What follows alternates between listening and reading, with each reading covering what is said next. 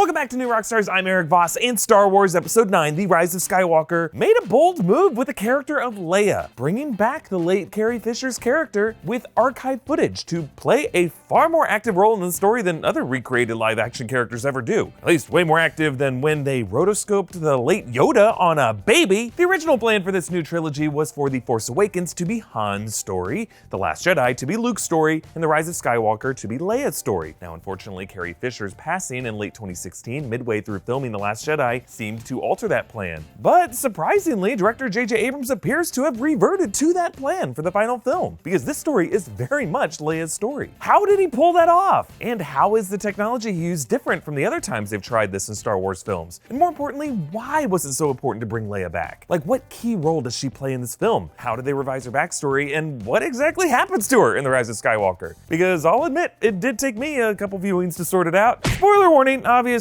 Okay, first off, how did they bring Leia back? While promoting the film, Abrams promised that they would not be using VFX technology to digitally reconstruct Leia the way Rogue One reconstructed young Leia and the late Peter Cushing's Grand Moff Tarkin. That process involved stand-in lookalikes, facial reassembly, and animators awkwardly trying to puppet digital mouths to speak new dialogue. By comparison, The Rise of Skywalker sticks exclusively to archived footage and dialogue of Carrie Fisher from The Force Awakens and The Last Jedi, using a process called rotoscoping to clip out Fisher's whole face from that footage and superimposing it on a stand-in actor in these scenes, and then adjusting for color and lighting so that they match. It's kind of a more old school process, like George Lucas used rotoscoping to make the lightsaber effect in the original Star Wars, and it's more respectful, arguably, since you're preserving the actor's performance instead of doing a kind of digital plastic surgery to turn their face into a weird mask. Now, the downsides are that you could say maybe the edges of the clipped out face can seem a bit blurry, and in this movie's case, Abrams was limited to the exact dialogue and reaction shots that they had on file from Fisher, and they had to write all of her scenes around those existing clips. Like in this movie, Leia says the line, "Never underestimate a droid," which was originally from a deleted clip from The Force Awakens, a scene in which Leia is told about Poe crash landing on Jakku and BB-8 having gone missing, but now the line is repurposed to refer to that pesky training droid. Now, not all the repurposed dialogue transitions are as smooth, but I would argue the process was worth it for the way Abrams updates Leia's backstory. One of the criticisms of The Last Jedi concerned Leia's space glide after her apparent death. This is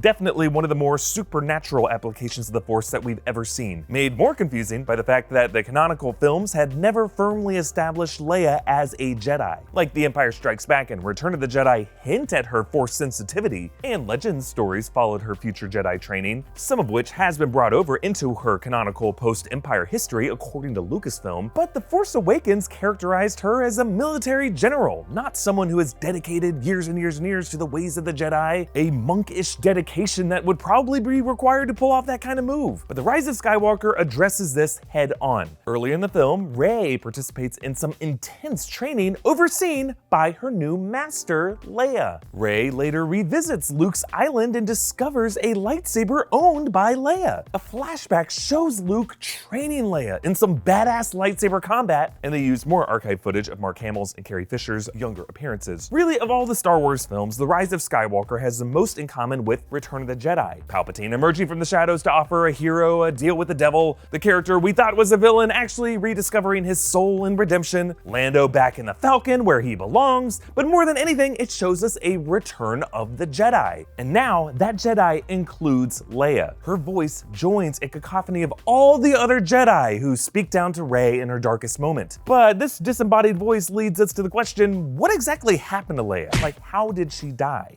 But before we continue, this video was sponsored by Audible and their unmatched selection of audiobooks and other audio products. This holiday season, you might have gotten some real stinker gifts. Thanks a lot, Nana. Give yourself a gift that you'll love, the gift of Audible membership. Membership includes 1 free audiobook a month and 2 Audible originals. Unlike a streaming or rental service with Audible, you own your books and you get to keep them even if you cancel. I got Dune by Frank Herbert, classic, so that I could brush up on my sandworm knowledge ahead of the 2020 film version by Denis Villeneuve. They got tons of Dune titles, as well as Star Wars and Game of Thrones. Pretty much a sci-fi and fantasy audio paradise. Members stay motivated and inspired with unlimited access to exclusive guided fitness and meditation programs, perfect for helping you stick with those New Year's resolutions. Start listening with a 30-day Audible trial. Choose one audiobook and 2 Audible originals absolutely free. Visit audible.com/newrockstars or text New Rockstars to 500-500. Again, that's audible.com/newrockstars or text New Rockstars to 500-500 for 1 audiobook and 2 Audible originals absolutely free. So when Kylo confronts Rey on the ruins of the second Death Star, back on the Rebel base, Leia doubles over in pain and lies down.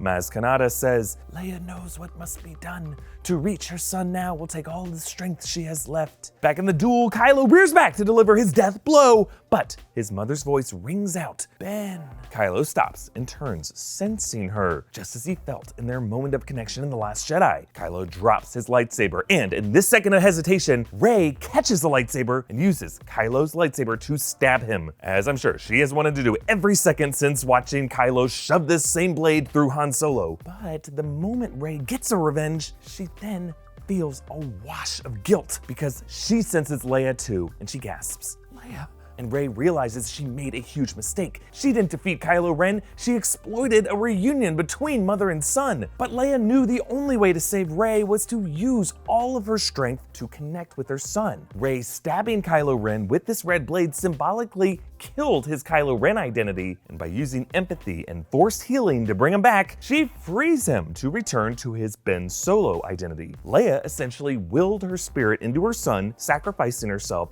so that her son could feel love once more. And in her final breaths, Leia drops the Rebel medallion that she gave to Han in the first film. R2-D2 beeps sadly, the princess who once entrusted everything to this droid, now gone. Now at this point in the film, Leia's spirit is now linked with Ben. It's how Ben is now able to see a projection of his father, Han, and chuck his red lightsaber into the sea. The third act of the film is all about Ben proving his change of conscience by killing the Knights of Ren, joining Rey's side, and transferring his life force into her to return the favor and bring her back. And the moment Ben dies, he fades, just as other Jedi have done upon their deaths. Simultaneously, Leia's body fades as well. So was she not actually dead under that sheet? Maz Kanata was like, "Ooh, I'm glad I didn't bury her." No. Leia's corporeal body was deceased, but her spirit now lived on with Ben for these final moments. And once Son Jedi passes on, so does Mama Jedi. What did you think of Leia's portrayal in The Rise of Skywalker? Was her role and appearance respectful to Carrie Fisher's memory? Comment down below with your thoughts, and be sure to check out my other videos on The Rise of Skywalker, like how Palpatine resurrected and what his plan was, the deeper meaning of the final scene, and of course, all the Easter eggs that you might have missed in this film. Follow me on Instagram and Twitter at EA Voss, and subscribe to New Rockstars for breakdowns of everything you love. Thanks for joining me. Bye.